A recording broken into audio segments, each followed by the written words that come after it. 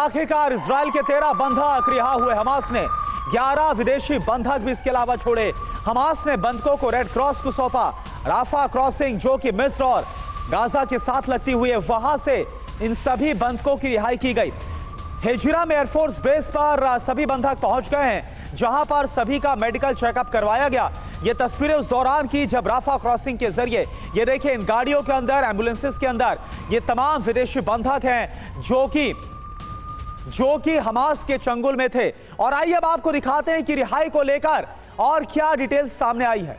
जंगी उन्माद 63 आजाद, 24 बंधक और 39 कैदियों को आजादी मिली है, क्योंकि दोनों तरफ से, एक तरफ जहां 24 बंधक हमास की तरफ से छोड़े गए, 39 कैदी छोड़े गए इजराइल की तरफ से। डील के तहत 13 इजरायली नागरिक छोड़े गए। जी हां, हमास ने 11 विदेशी बंधकों को भी छोड़ा है। थाईलैंड के 10 और फिलीपींस का एक बंधक भी रिहा किया गया है। विदेशी नागरिकों की रिहाई डील का हिस्सा नहीं थे ये थाई नागरिक, और इजराइल ने बदले में 39 फिलिस्तीनी कैदियों को छोड़ा है। रोजाना 13 इजरायली और 39 फिलिस्तीनी अब छूटेंगे।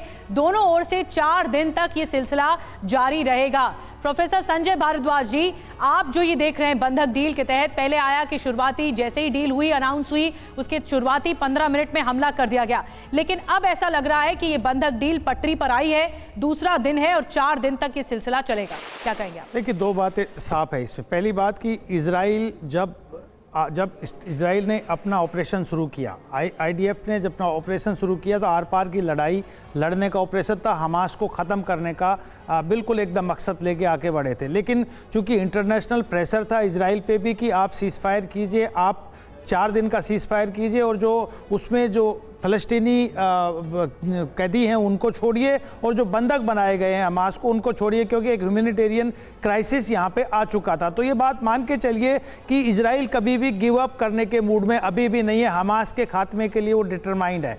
बात दूसरी आती है कि क्योंकि इजराइल को एक संदेह हमेशा है कि अगर 4 दिन का सीज़ फायर हो जाएगा तो हमास के जो लड़ाके हैं उनको एक तरीके से एक जीवन दान दोबारा मिलेगा, अपने आप को रिकंसोलिडेट कर पाएंगे और दोबारा से एक काउंटर ऑफेंसिव इजराइल के खिलाफ तैयार कर पाएंगे, जो कि वो अभी उनको मौका नहीं दिया गया था, जो घेराबंदी हो गई थी। आप लेबनान बॉर्डर को देखिए कि किस तरीके से लेबनान बॉर्डर पर शीतलता आ गई है। तो हमास को एक एग्जिट मिलेगा अपने आप को रिकंसोलिडेट करने का, वो इजराइल कभी देना नहीं चाहता। निश्चित रूप से एक वेलकमिंग स्टेप है, और एक इससे पीस की तरफ, डायलॉग की तरफ, डिस्कशन की तरफ मामला जाएगा कि आप दोनों चलिए ठीक है। लेकिन हालांकि देखना होगा कि बंधक रिहाई हो पा रही है, इसलिए सीज फायर है, लेकिन इंडिकेशन यही है कि 4 दिन के इस युद्ध विराम और शांति के बाद फिर बहुत बड़ा भवंडर आने वाला है, बहुत बड़ा विध्वंस मचने वाला है।